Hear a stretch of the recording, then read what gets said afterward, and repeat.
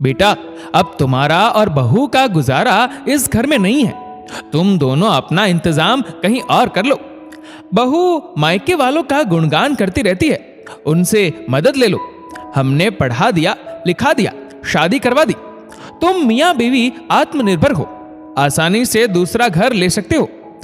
केशव जी ने अपने बेटे प्रशांत और बहू आकांक्षा को हाथ जोड़कर घर के बाहर का रास्ता दिखाया। माफ कीजिएगा पिताजी, घर तो मेरे नाम है। इस घर से अगर कोई जाएगा तो आप और माँ जी, आकांक्षा ने इतरा कर कहा। केशव और शालिनी जी एक दूसरे की तरफ देखने लगे। फिर दोनों ने अपने बेटे प्रशांत की तरफ देखा। प्रशांत के नजर फेरते ही मियाँ बीवी सब समझ गए। दोनों एक दूसरे को ठगा सा महसूस करने लगे। अपने कमरे में जाकर सामान समेटने लगे। बेटे को माँ के नाम घर करने को कहा था, कब उसने अपनी पत्नी के नाम कर लिया पता ही नहीं चला। केशव जी ने बहन नंदिता को फोन किया और आप बीती सुनाई। तू खुशनसीब है बहन, जो भगवान ने तुझे बेटा नहीं दिया। बेटियां ऐसा कभी नहीं करती। चल अच्छा है, मेरा ना सही तेरा बुढ़ापा तो सुधर गया। किसने कहा भाई?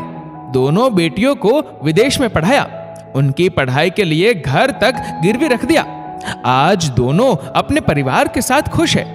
कोई यहां आना नहीं चाहता, न ही हम बूढ़ा बूढ़ी को साथ रखना चाहता है।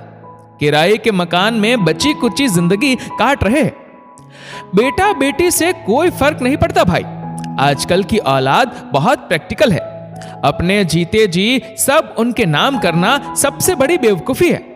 नंदिता जी ने केशव जी से दुखड़ा रोया। बहन, आज मुझे शांति की बात याद आ रही है। शांति की बात कड़वी थी मगर सच थी। नंदिता और केशव आराधना जी के 2 बच्चे थे।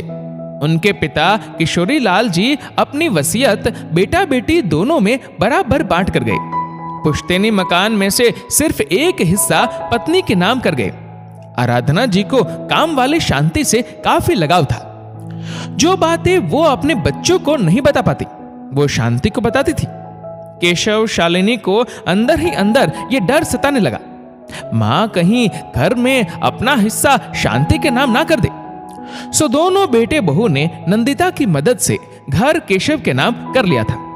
आराधना जी को जब ये बात पता चली, वो अपने दिल का दर्द सिर्फ शांति को बताया करती। मेरे पति तो मुझे आत्मनिर्भर बनाकर गए थे ताकि मुझे किसी का मोहताज ना होना पड़े, लेकिन मेरी बेटी ने मुझे बहकाया। अब इस उम्र में क्यों जमीन जायदाद में मोह फंसा कर बैठी है और मुझे बेटा बहू का मोहताज बना दिया। एक माँ अपने बच्चों को कभी बद्दुआ नहीं देती, पर यह दर्द मैं सीने में लेकर जाऊंगी। बेटा तो बेटा, मेरी बेटी भी सगी नहीं। आराधना जी की मृत्यु पर फूट फूट कर रो रही शांति ने यह बात कही थी जो आज केशव जी को याद आ रही है। जो धन आपने कमाया उसे आप भोग पाओ या न भोग पाओ, लेकिन उस धन को कमाने के चक्कर में जो कर्म किए हैं उन्हें तो भोगना ही पड़ेगा।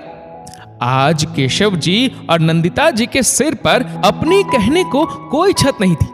दोस्तों, जीवन हमें ईश्वर ने दिया है, लेकिन उसे कैसे जीना है यह सिर्फ हमारे कर्म तय करती है। सो किसी को दर्द देने से पहले 100 बार सोचे, क्योंकि आप सोच भी नहीं सकते वो किस तरह से लौट कर आएगा। दोस्तों, इस वीडियो को लेकर आपकी क्या राय है नीचे कमेंट करके जरूर बताएगा। और अगर आपको वीडियो अच्छा लगा हो तो इस वीडियो को लाइक करेगा, शेयर करेगा ज्यादा से ज्यादा लोगों तक। और ऐसे ही और भी इंस्पिरेशनल वीडियोस के लिए सब्सक्राइब करें हमारे यूट्यूब चैनल को और फेसबुक पर फॉलो करें हमारे पेज को। धन्यवाद।